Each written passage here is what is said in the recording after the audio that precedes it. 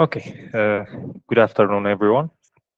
Today is our third session.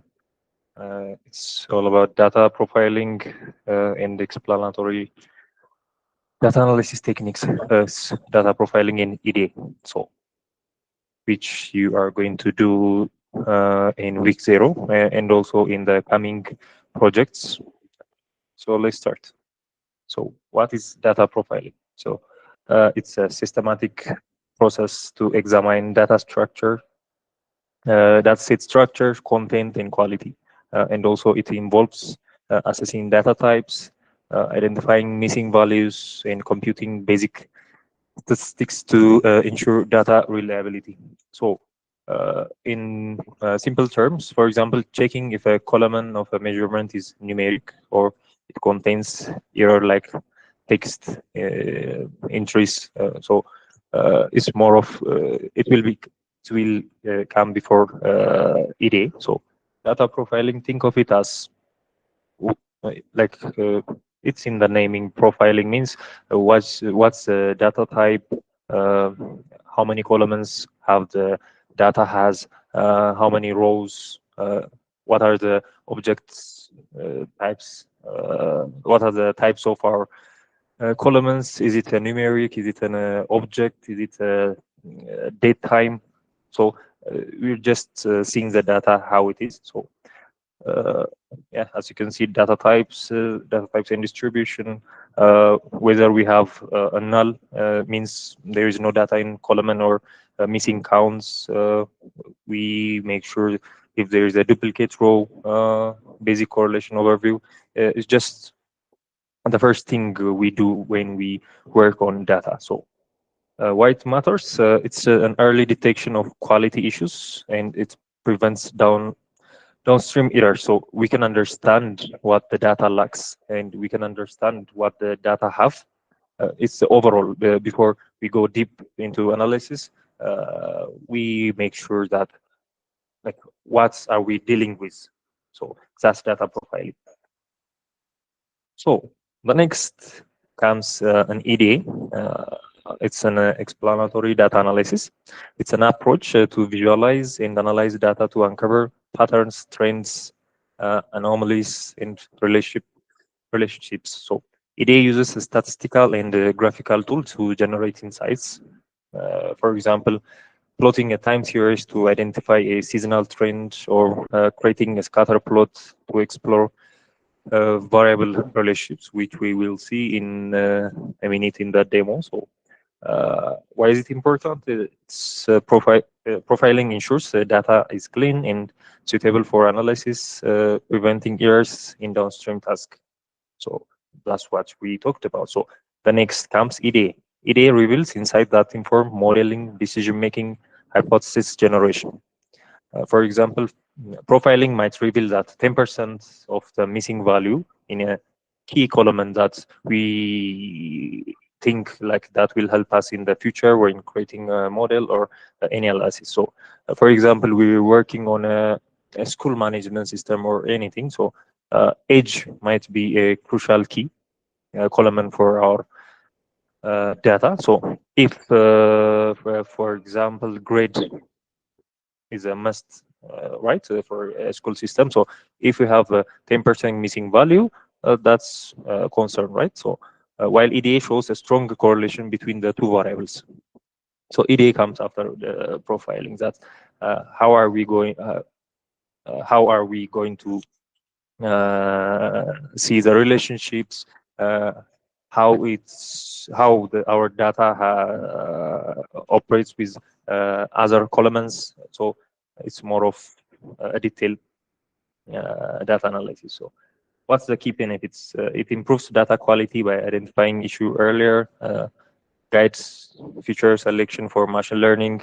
So as you can see, before we train any model or before doing any machine learning projects, we need to clean the data. We need to understand the data before we do anything. So that's where EDA and data profiling comes in. So it enhances stakeholder communication through visualization. So you're not only gonna do a project for tech people. So everyone should understand what your data is telling us. So you are a storyteller in the data. You tell stories through data and visualization. So EDA helps you to do that. So next, uh, what are some of the techniques? So summary statistics, compute metrics like mean, median, standard deviations, mean, maximum, quartile for numeric columns, using tool like Day2 described. We are going to see it in the demo, but like you need to understand what mean, median, standard deviation. It will tell us our datas. It will be very clear when you understand these terms. So, for example, uh, a column of sales data and a mean of $100 and a max of 10,000 might indicate an outlier. So, why is that? So, a mean is an average, right? So, if the average value is $100 and the maximum is like 10,000, it's an outlier. It might be false data, it might be an error, but we have to make sure, like we have to check that out. So if the mean is 100, so the values are congested in around 100. So that's called an outlier. What are the advantages? Quick overview of the data distribution. So there is a significant small disadvantage, like it can miss categorical or temporal patterns. So the next one, missing value detection, identifying null or missing entries using the if. This if is NA. We're going to see that also. Calculate the percentage of missing value to prioritize cleaning. So, for example, a column with 20% of missing value may need imputation. Imputation means we need to correct it. So, while 80% missing might be a warrant removal. I mean, like if you're building something, like 80% of the data is not there in the column, like that will not help us in the future. That column should be dropped. So you have to decide what to do. 20%, we might able to fit like an average of the other values. There's forward filling, backward filling. We can also make sure like we calculate the mean and put the mean value in the missing data, like as you can wish, or you can drop the 20% missing data from the whole data. So uh, yeah, check for implicit missing values, zeros, NAs, strings. Yeah. So before any building visualization, we need to clean the data first. So the data type identification, verify column and data types to ensure they match expectations. For example, dates as date time. I think you have a date time in your project for week 0. So you make sure that the object it has to be in date time format, uh, because you can't do a time series if you don't have your data type as a date time. So, for example, a date column stored as an object will prevent time-based analysis, like we talked. Incorrect type can cause error in calculation or visualization. For example, if you don't turn the uh, data type to date time, uh, when we sort it, it might not be what we expected. So it will tamper with the data. So you need to make sure that all the values are in intended data types. So the next one, distribution analysis. We use histogram or frequency tables to understand variable distributions. For example, a histogram of customer age might show a skewed distribution indicating younger demographic. We're gonna see that in the demo. So when you are comfortable with the above concepts, you can do the cardinality and uniqueness. So check the number of unique values in a categorical column to assess diversity, for example. A category column with only one unique value is not informative, right? When you think about it, if you have like, for example, like we said, a school management system or anything, If the country is all Ethiopia, like that's it. That's the only thing we need to understand about that data. That column is not going to help us to discover another relationship. So that's the uniqueness. Oh, another important topics about analysis technique are univariate analysis and bivariate analysis. So univariate analysis examine one variable at a time to understand its distribution and properties. We use histograms, box plots, frequency tables.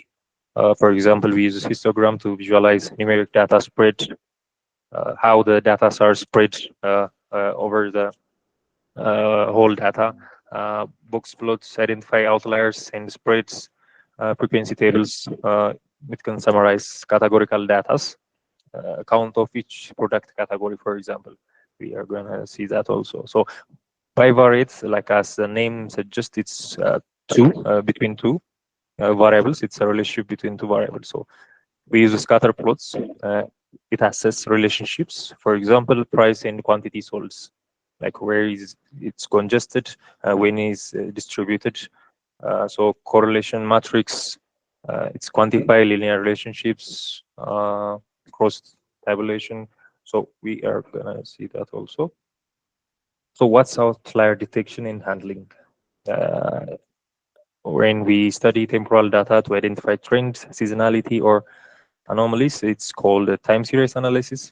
It shows change over time. I think you are going to do that in your week zero project because it has dates and this. mm, Okay, so next is outlier detection. What's an outlier? As the name suggests, it's anomaly using identifying anomaly using statistical method. There is called a z-score. It's going to flag us which is an outlier and which is not. There is a formula for it, and uh, we are going to use that also. So, multivariate analysis, as the name suggests, it's gonna be a multiple variables relationship. So, uh, the next one, missing value imputation. Like I was previously telling you guys, like we need to imputate missing values because we can't just put like no data in our data if you want to understand or if you want to make future models or anything. So we need to fill that yeah, with median or mean and also ensure date time categorical dtype for efficiency. Yeah, so like I was saying, we need to change data types for our project to their specific needs. So uh, advanced visualization techniques like time series plots, rolling mean, seasonal decomposition for temporal data we're going to see in the future projects, categorical comparison, heat maps for category co-occurrence, mosaic plot for multi-categorical analysis. Yeah, so there's also specialty charts which you are going to do in this project also. Like for example, wind roses is for like uh, for uh, for specific wind related datas, bubble charts, radial plots, and you're going to see that also in the future. So best practice and tips. Always iterate. Like EDA is not a one-time process. Like revisit as a new question arise, visualize, use plots to complement numeric summaries, documents like record findings in a report or notebook for stakeholders in Markdown. So cross-check insight with domain knowledge or additional data. Common insight from EDA.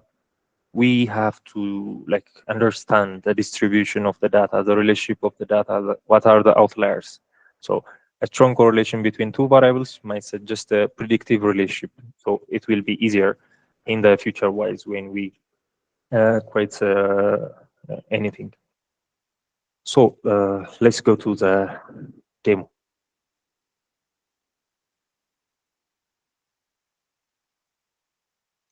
is similar, guys. Yes. Okay, okay. So let's go to the demo.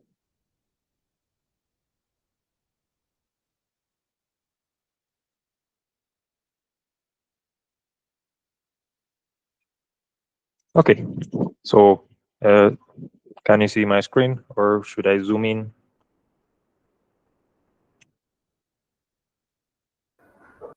Yeah, please, Abhay. Okay, so as we have seen yesterday, you need to create a notebook. Uh, as you know, for a new file.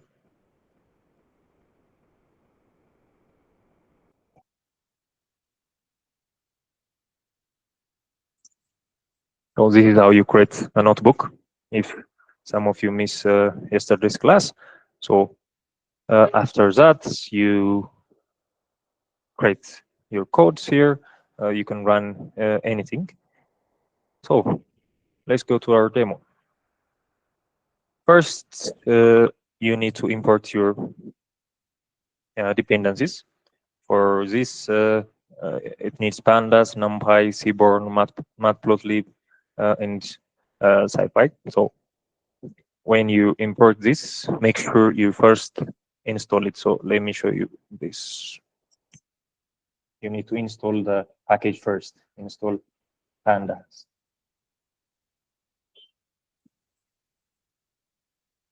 Since I already installed it, it will tell us require already satisfied. But before you import any package, you need to pip install this. So pip install the name of the package. So I think this is clear. Okay, so loading the data. For now, I've put the data sets. I'm going to share this notebook for you guys later after we finish the session. So I've put the data here. It's flower data. It's an example data set. So this is how you import your data sets to a data frame. So this is how you do it. Then like Dave shape tells us like this is data profiling we're doing right now. So what is Dave dot shape? It tells us like the shape of the our data. So this data has 150 columns with no 500 150 rows with 5 columns. So we understand, okay, this is our data. So the next, the F head. See what it is? Like this tells us, it gives us like the first 5 data just to see what's we are doing. So this is the first 5 columns of 5 rows of the data, sepal lengths, sepal widths, petal lengths. So don't worry about this, guys. This is just a data set for a flower that has like the leaf lengths and widths. So and here in we have the species like Iris setosa and so on. So this is how we. So right now we are understanding the data, right? So let's go next. It's the head like I showed you. The first 5 data, an overview of the data. When if you want to see the data, the bottom, you can also call it like detail, and it will give us the last 5 data. So we can sample random 5 data if you want, like 100, if that's what you want. Yeah. So there are repetitions here. Let me. So what if we want an information of our data? So Dave info tells us that like we have 100 entries, like 0 to 149. What are the object type? This is what I was talking about in the lecture. So these values are floats, and this species is object. So if we had like here a time or a date, and with data type object, we need to convert that to date time format, so we can do a time series analysis. So make sure you emphasize that. So checking for missing data, for example, does our data have missing values? For this case, we don't have any missing values, it's 0. If we had, it will tell us here. So the next is describe the numeric columns. Yeah, so this is also very important to understand. You need, this is the description of your values, like the count, how many values do we have, the mean. Mean means the average, the standard deviation, like the minimum value. So right off, like when we see the data, we can understand like, oh, this has like a minimum of 4 and the maximum of, like, for example, 7.9. So uh, 25 percentile, like 50 percentile, 75 percentile of the data. So for all columns, as you can see, but this is for only for numerical columns. It doesn't work for categorical. Categorical means, as you can see here, like species is a categorical column, right? So this is how you describe your data. So for categorical columns, you can include objects, as you can see. So yeah, it can count as like unique values. It tells us 3. So we have 3 species of flowers, and the top is Iris setosa, but yeah, they are all equal. They have 50-50 data, like 50 times 3, 150, as you can see. So uh, and you can see, you can list all of them, like the numerical on the and the categorical together. So what happens is, for the numerical columns, we, as you can see, we don't have like the categorical descriptions, right? So it can't tell us like what's unique in the number. Means like every number is unique, so it doesn't work on categorical columns. So and also duplicates rows. We can check duplicate rows. How many duplicate rows are there? Apparently, we have 3 here. Cardinality, like species, 3. I was telling you about on the PowerPoint, like we have 3 unique datas. So this helps us because we can identify which type of flowers are there in their data set. So we have 3 species of data of flowers on our data set. So let's talk about univariate analysis now. Uh, so univariate means it's a relationship with itself, right? So as you can see, it's a distribution of sepal lengths. For example, this is a sepal lengths data from 4.5 to 8 in the distribution. Like, as you can see, there's a surge in lengths 6 above 25, and we have a minimum of, like, for example, 7.5 centimeter, 5, yeah, in the 5 average 5 value. So it shows us like where are our data distributed. In here, when you see a sepal width, for example, it's evenly distributed, right? It has like I've put it all the description here, the interpretation, so you can see and understand the data, and you can relate with this plot. So I'm going to share you that file later, so no worries.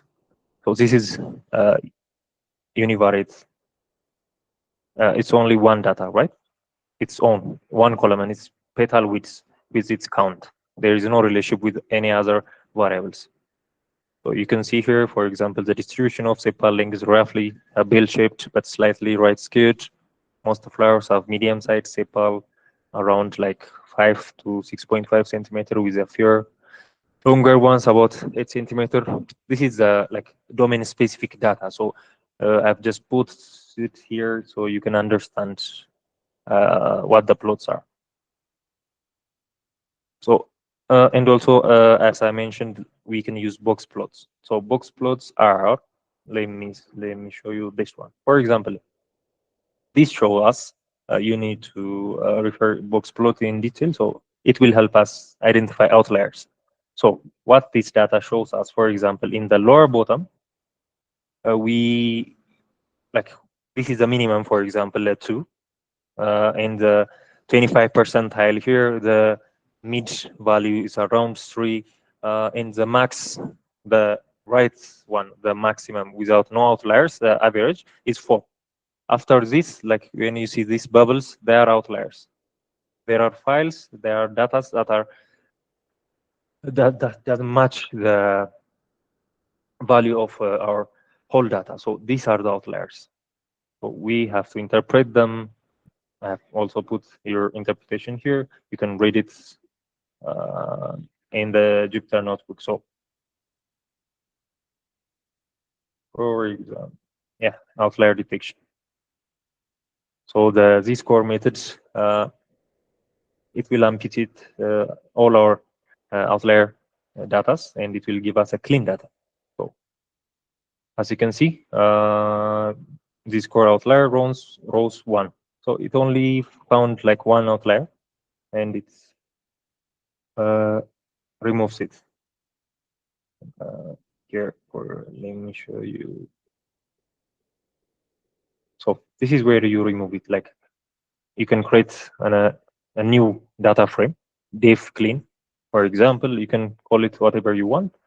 So what this does is it calculates the outliers, which in this case, it needs to be less than 3 or less than 2. In our outlier cases, that's a formula. So when the z-score is less than 3, we need to take the def clean. We assign to def clean. So this is our clean data. So we can export the data to our data folder here, as you can see. Let me also mention this. What this means is you can put any path here, or for example, our notebook is in our notebook folder, right? So our data is in a data folder. So there is only one directory up. So dot dot means one directory up and go to the data. So it's clear, right? Yeah. So bivariate means between two variables. So finding a relationship between two variables. So as you can see, we this is a scatter plot, sepal widths with sepal lengths. So as you can see, this is iris setosa. This is the types of the flower. So the blue ones are here scattered, the orange one in the middle. So as you can see from this visualization, only you can understand some of the data and what it means, right? So for example, yeah, you can see the max is like 6 centimeter sepal width here, and like 4.5 sepal width. So this is the data for iris setosa. So anything that lies in this area is a type of iris setosa plant. So you can understand that data visualization from this. Yeah, so data length and widths. Uh, like I have put all the interpretation here for you to read, just to understand what the data means if you want. So the next and important thing is correlation. So what correlation does is it's identifies the relationship between two values. So we can make an assumption. For example, something, if the larger the value, the price rises. It has a relationship, right? So next time when we have a bigger file or a bigger material, we know that the cost is going to be higher. So it will tell us the relationship between two variables. So as you can see, it's a heat map. So let me explain this a little bit. So uh, do not worry about this once in straight lines, because as you can see, sepal lengths with sepal length. So it's the same column. So it's always be 1. The values is ranging between -1 and +1, and so the +1 means it's a perfect fit. It directly correlate with the other column. So if it's a negative value, for example, negative, we don't have that here, but if we have like negative 0 point something, 0.9 something, it relates with data like reversal. So one, if one increases, the other one decreases. So if it's a negative, it's opposite. If it's a positive, it's the same. So as you can see here, we have a good correlation. For example, 0.87 is a good sepal length, and petal lengths have 0.87. We have also a very good one, like the petal width and the petal lengths have 0.96. So this is a good relationship. So we can use these petal lengths and petal widths in the future with the two relationships. Yeah, I also put interpretation here for you to read. So multivariates, as you can see, it can be done for more than two columns. Petal lengths with sepal lengths, like as you can see, petal widths with sepal lengths, sepal widths, and petal lengths. So you can find the relationship more than two variables. So this is how you do an EDA. There are also a lot of, this is not the only EDA technique. There are multiple EDA techniques we can add or remove as our data needs. So this is pretty much it. So I'm going to share you this with the material. So thank you. If you have any questions, please.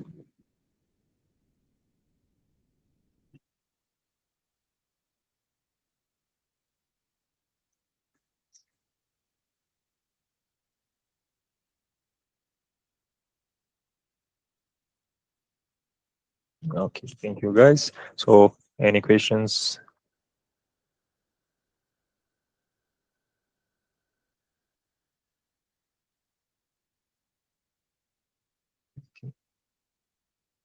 Okay, Daniel, go. Yeah, I just want to ask about the fundamental things when we importing the packages. Okay. Can you just make us familiarize what it does? When we import Panda what it does. When we import NumPy, what it NumPy does. Those all things. Okay. Yeah. So uh, yes, let me. For example, when you import pandas, like there are different functionalities of like Python package. As I was mentioning, for example, pandas use uh, for data frames. You use all your data frames with pandas. NumPy with, for example, for computational mathematics. Sci-fi also for yeah, maths library for Python. Seaborn is, for example, it's more for a visualization. It helps us for visualization. Uh, this is not the only thing. You can refer in details, but it's the overview of them are, like, for example, the matplotlib. It helps us for the plots when we plot the data, as I was showing you. You need matplotlib for the library. So even if you didn't import it or install it, when you are trying to plot a graph or any visualization, it will ask you to import a matplotlib library. So they are libraries, they are pre-made Python packages put together. And in yesterday's class, I was talking about Python is a versatile language, so it has a bunch of libraries. So you are going to create packages in the future also in the projects. And yeah, there. Yeah, I think it answers your questions, Yeah. right? Yeah. Okay. Yeah. Thank you. Appreciate it. Okay. Any other question?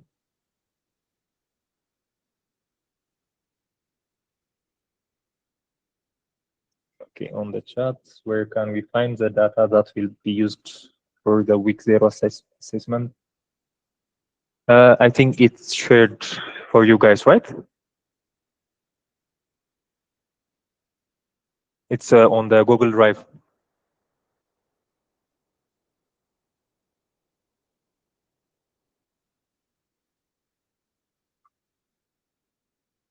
Hello, Abraham? You guys are send an email with Google Drive. It's all there. Any other question?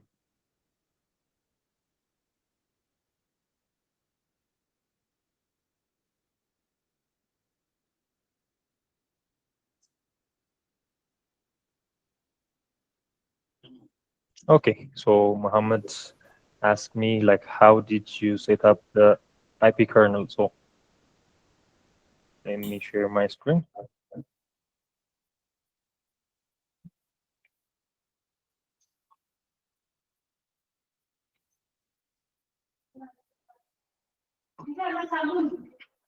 So if, for example, we have created a test notebook, right? So when we trying to run, everyone, you need to see this also. It's a good question. So it will let us choose where to run it. So we need to choose our virtual environment here. As you can see here, connecting to kernel. So for the first time, it will ask you to install a kernel. So no worries. You just click on install, and it will install a kernel. So it's for one time. So the next time it will connect the kernel. This is your kernel. So it's an engine that you run your codes on. So it's one-time setup. Mohammed, did I answer your question, or do I pip install it to environment? No. You don't have to pip install it. So you just when you run your code, it will ask you here. Let me do it again.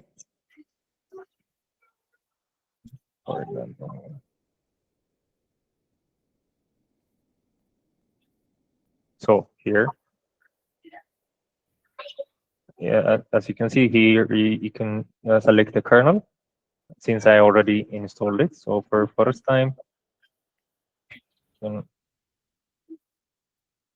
import pandas PD. Yeah. Since I already installed it, it will connect. For the first time, it will show up. It will pop up to install your kernel, and that's it. You just have to install, nothing else. Any other question, Abbas? Yes, can I continue? Yeah. Yes. CSV ፋይል ያስቀመጥኩት ዳታ ፎልደር ውስጥ Okay, so for you guys to run and ማድረግ እንችላለን ወይስ እንደ ቅድም ጉግል ድራይቭ ላይ መቀመጣል? ችግር የለውም። Yes, let me show you that. It's a good question. So for you guys to do the project and run it, I will just uncomment this and send you. So you don't need to import anything, just to think of it this as a documentation like to refer. So I'm going to uncomment this and send you so you can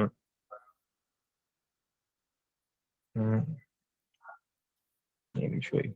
So you can import it like this, for example, if you want. You can import from anywhere, like here I just imported it from a Google Drive. This is just a variable. It can be any path in your PC file. Just you have to pd.read csv and put the file here. So it doesn't matter. For you guys, I think you have the data locally, so you have to import it locally. You have to put the paths here. Okay. Is that clear? Yes. Okay, thank you very much. Okay. Yours ask. Rachel, sorry, I joined lately. So, is your work environment a Jupyter notebook, or what environment is this? How do you set it up? So, I am working on a VS Code with Jupyter notebook. So, all you have to do is create a file with IPYNB extension, and it automatically creates your notebook file here. So no need to do any other configuration. Yeah, Abbas? ኦኬ የሲቦርኑን ቪዥዋላይዜሽን የሰራኸው እዛው ላይ ነው እንጂ ኢምፖርት አድርገው አይደለም አይደል? I'm sorry, clear again. እየወረድክ ስንመጣ ቪዥዋላይዜሽን የቀደመው የሰራነው አይደል? ለምሳሌ የፕሎቱ አለ የሂስቶግራም የሁሉም የሰራነው ቪዥዋላይዜሽን አለ አይደል? እነዚህ ማለት ነው። Yes. አንተ ኢምፖርት አድርገህ አይደለም በዚህ መስራት እንችላለን አይደል? እንትን ላይ ቪኤስ ኮድ ላይ Yes, look, so this is where you import ታረጉት ማለት this is ይሄ ሄዶ መሰላችሁ የሚቀመጠው it will go and be in your virtual environment file, which is, for example, let me show you here. As you can see, this is your virtual environment, right? In the folder. Yes. So Yeah. it will go here and be in the package. See? Okay. For example, so a package is just a pre-written codes someone wrote and just provides us. For example, when you do a function in programming, you create a function. For example, it will return an addition of a number. So all you have to do is, for example, say in plain English, add 1 plus 1. So it will go to that package, and when it goes to that package, it will take that variable, for example, 1 and 1, and it will add it and return it to us. So it's just someone wrote a code, a pre-written code. So that's how you import it. So this is where it's stored. So when you hit install, it will install your package. So after installing, you have to import it to your project, right? So this is where you import it. It's just, do you understand me now? Yeah. Abbas, is that clear? ገብቶኛል። የኔ ሀሳብ የነበረው ቪዥዋላይዜሽኑን እዛው ነው መስራት የምንችለው። ስለዚህ ሲቦርንንም ሁሉም ነገር ቤስ ላይ መስራት ይቻላል የሚለውን ነው መልሰልኝ። Okay, thank you. So, Alamor, is it possible to use an Icodana editor with Jupyter Notebook Editor instead of Visual Studio? You mean base code? Yeah. Is it possible to use an Icodana editor with? Okay, we need to see that. I'm not sure. Okay, Tababu, continue. Okay, is that possible to like connect live data like from database? Is that possible in this scenario? Yes, yes. You can connect, you can connect anything, live data from an API. Yeah, this is just a test demo. You can do with offline data. You can import it from an API database. Yeah.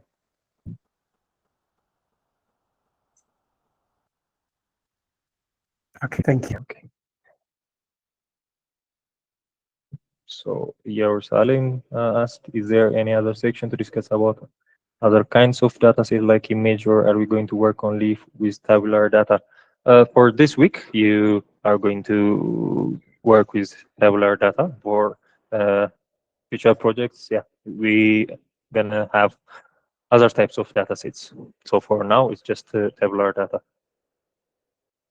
Okay, can you send the data set address, please? Yes, I'm going to send you the notebook. That's እንዲሰራ አድርጌ ስለምክላችሁ don't worry about it. So yeah, I'm going to do that. So about the data, is it allowed if you download it and put it in our local repo?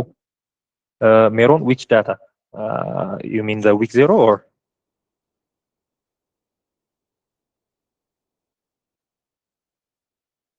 Yes, yeah. You download it and put it in your local repo, but make sure, like I was saying, to put it in gitignore. As you can see here, it's blurred out, right? So this is what it does. We have put our data folder in the virtual environment in our Git ignore. So it will ignore the data. It will not push it to GitHub. So you're okay to work with your data locally. So it will blur out. See, if we make, for example, like, as you can see here, it will be tracked. So this is not good. We do not push data to a GitHub. So when you put the data, see, it will turn blurred, and we know that it will not be pushed. So yeah, did I answer your question? Yeah, thank you.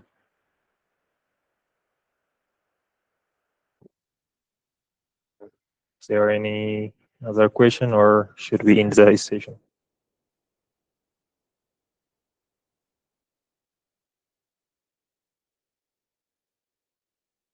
Okay, guys.